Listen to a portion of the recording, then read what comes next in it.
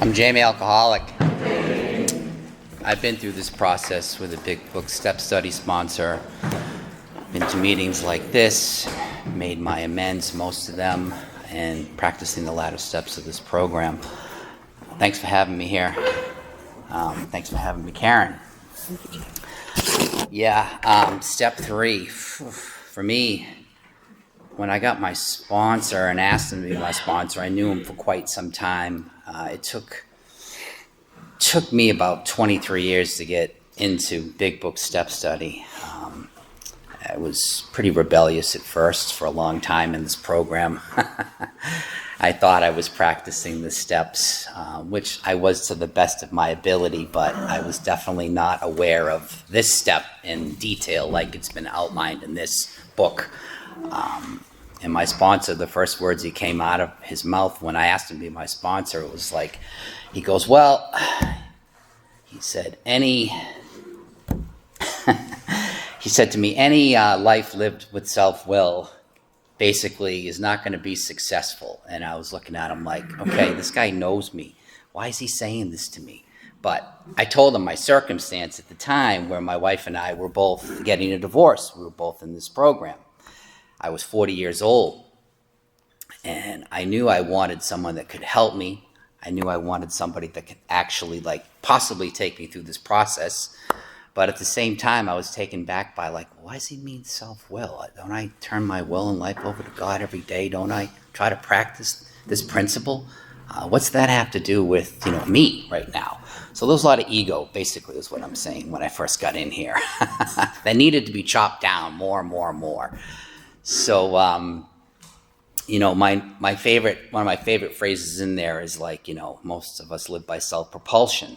And I was so blinded that I didn't quite understand that at first. I just thought okay, I pray, I go on with my day, everything's great. But there were so many things that were pointed out to me in this step. When I continued to read it, study it, I realized how much fear, self-delusion, self-seeking I had, and it still took time. It wasn't just because I read it and I practiced it and I chose to take the third step prayer, it wasn't like things were just completely lifted and I was oh, I get this now, this is great. It took years. That was 16 years ago when I did this process, and I would honestly say the past 5 years of my life now, I really probably practice step 3 as sincerely, as best as I can, and I'm aware of so much now than I was before. I know how self-centered I am. I know that I try to diminish that self-centeredness every day. It's a struggle. I'm definitely the director at times in my life, and I can be the actor. I was thinking this morning about a couple years ago, my wife and I are blessed. We get to go to Aruba every year in February. We've been doing it for 2 decades. And I remember being in the elevator, and this lady was complaining about something. And it was about her state and this state and that state. And I'm just sitting there, and all of a sudden self-righteousness hits me, and I'm rolling my eyes, and I'm here I'm on vacation, and I just want to jump in the sandbox. And when this other woman left the elevator, it was just me and this lady. My first reaction was just well, your state's so stupid anyways. It's I didn't even pause. I just jumped, because I wanted to get into something, and it was just talk about opinionated, talk about self-righteous, talk about I know everything about life, and I know what's best for you and your state. It was just those are the kind of things that just snap into my head sometimes. So sometimes I don't pause, and sometimes that self-will run riot comes right back. And I was just after that, I got out of the elevator, and it was and about 10 seconds later, I shook my head, and I was God, why am I being that person? This lady has a right to complain and do whatever she wants, but yeah, I have a right to maybe express my opinion, but did she ask for my opinion? Did she talk to me about it? She was talking to somebody else about it. I should have been just polite and just said, have a nice day, enjoy your vacation. But no, I had to be this other guy, and this other guy is sometimes who I can be. And I know that's the guy that would harm others. I'm definitely, a producer of, sometimes confusion rather than harmony. that's definitely how I can be. I have to turn it over today because I know the self-centeredness will kill me. The selfishness will bring me back out there. The delusion is my biggest fear, to be honest, because the delusion is what dements me into thinking that I know what's best for you, what's best for myself. I want to control everything. And when I feel that way, I feel secure. Well, that's so false today, and I know that. That is the delusion, is what I've learned. That is the crux of me, as far as like why, sometimes I used to drink, because I would be so upset with somebody else. They didn't meet my expectations. They weren't who I thought they were. They just didn't listen. It's just like, and I'm involved with somebody in recovery, so it's really fun when someone gets to point things out to you and say like, oh yeah, here you are again. You're that retired businessman, complaining about the sad state of the nation, and that's me. I can definitely be that guy, and then sometimes I feel like the outlaw safecracker, yeah, life is being robbed from me. Someone's robbing me. I don't like it. I don't like this tax. I don't like this bill. I don't like this part of my life. You know what I mean? It's just like, I just go on and on and on and on. And it's just like, there's no spirit. There's no sunlight. I just block it out. And I know today that that's the stuff that's going to make me drink. So the third step prayer for me is very important. I say it pretty much daily. Sometimes I say other prayers just to kind of mix it up, but I definitely have self-will. Bondage of self is what I need to be relieved of every day.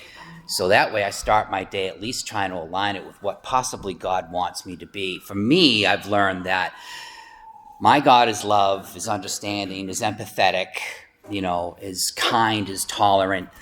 So I try to transport that into my life today and try to practice that attitude and that principle.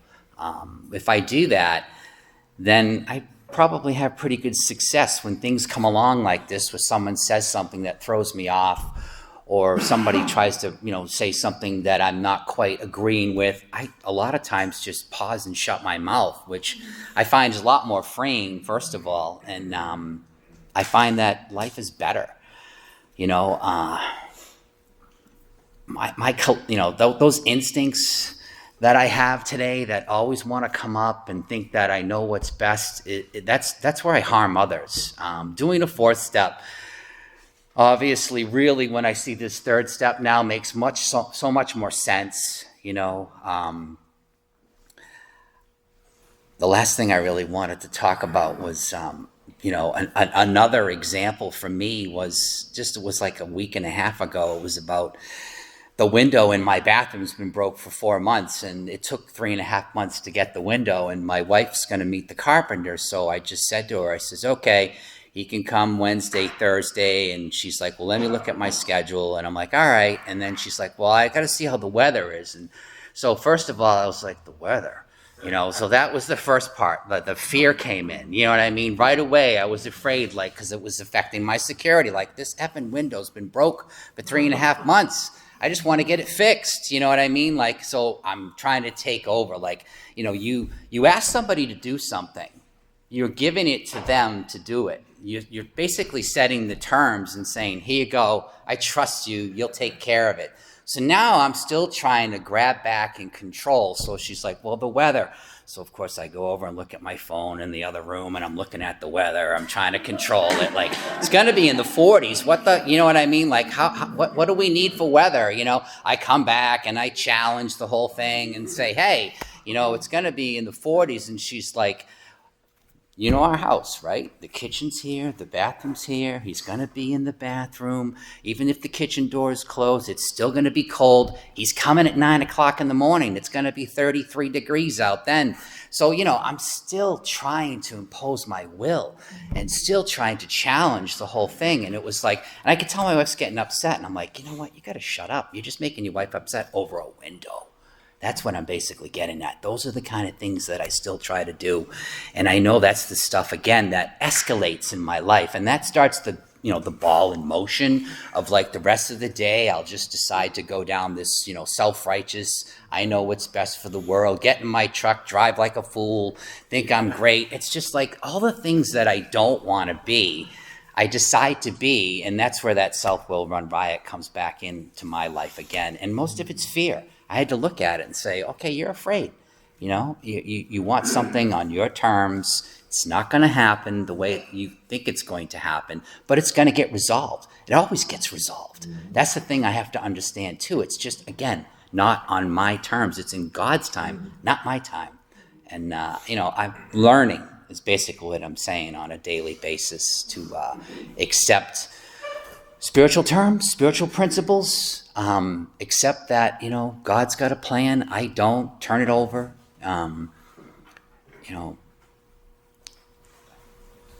I love this program, and I'm grateful to have it because it gives me so much awareness and it gives me peace. And I know today, like it says in there, my problems are my own making. That's me to a T. There's no other way I can deny it today. I'm alcoholic. I've accepted that.